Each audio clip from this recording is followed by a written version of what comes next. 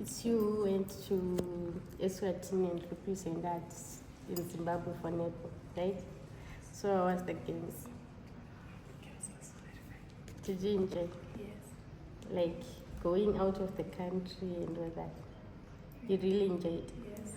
Okay, we are so grateful for lifting up the flag of Zimbabwe. Netball, you were representing under what?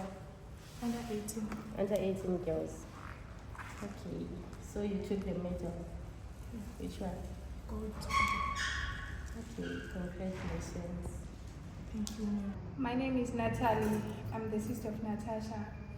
So we are here because the principal called us here to inform us about Sports Academy at Bintra University. So we came here to know more about the contract of the sports at Bintra University. Okay, thank you for coming. Yes, Bintra University is offering Sports Academy. So I will inform the principal, then he will call you. Right now he's a little bit busy, but it's either he's going to call you or he's going to make a video explaining how it goes. Okay, thank you. How was the national event? The games in very fun. So the games between South Africa and South tough. How did you manage to win? Because the first two quarters they were leading, the second quarter they were leading, third quarter they were leading. But at the end of the game, they won. How did you end up winning? Because the challenge was very hard. We decided to wait for that. So we have to go now, waiting for the principal to say that we will explain and inform us about the Sports Academy. Yeah.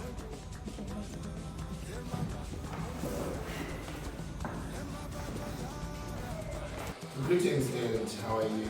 I'm making this video presentation because I've been asked by Bintra University Sports Academy to make a video presentation of a standardized contract that can be used by all sports students. At the same time, being a director of an educational institution, I heard one of my learners came in for me, trying to understand how sports contracts go.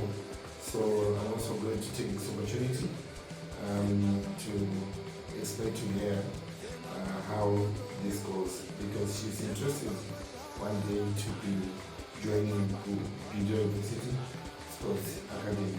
So what I'm going to do now is, as you can see on the screen there, I've written elements of a valid contract, which includes 5 elements, which are offer, acceptance, consideration, intention, and capacity. So I'll be explaining this a bit more very soon. But what I want to do is I want to try to zoom in the screen to fit your screen so that it can be very clear and you will be hearing my voice in the background as I'll be explaining the steps in which to make the standardized contract for all students to use it in during University Sports Academy.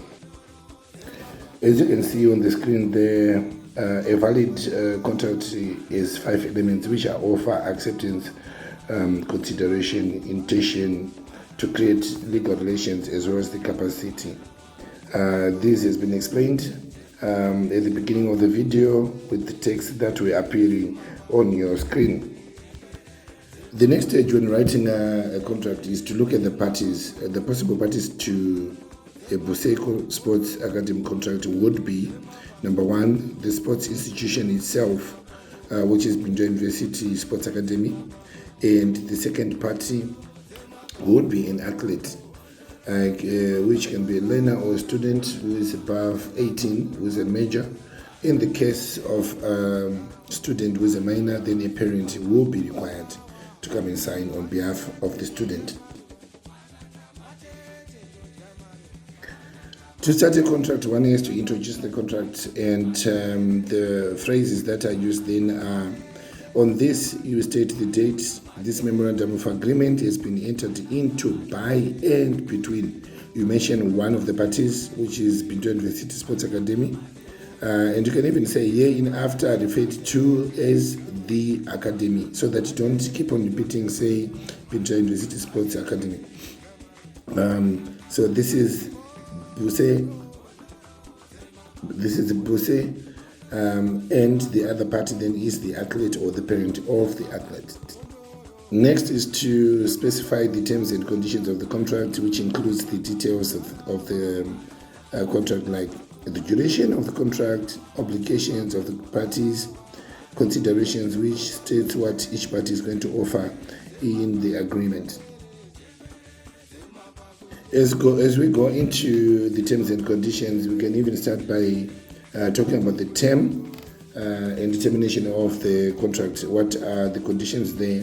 The term of the contract will be the length of the whole program, duration of the whole contract, and the termination would then be explaining what would cause the contract to be terminated.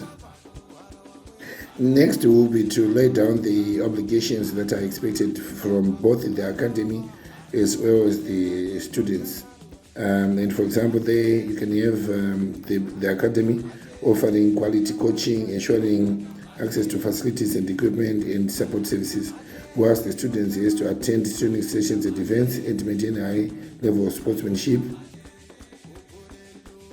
There is the issue of the code of conduct, which lays down how the student is supposed to be behaving whilst engaged with BUSE Academy. And this is pretty much things like how the student is expected to respect teammates, refrain from using enhancing substances, and avoid behavior that might bring the academy into disrepute. So in other words, students are just supposed to act in a moral and a good way. Then there's an issue of payment terms. If there are any payments that need to be made by the student, then they will be laid down in the agreement. But if there aren't any, it will also be stated the same way.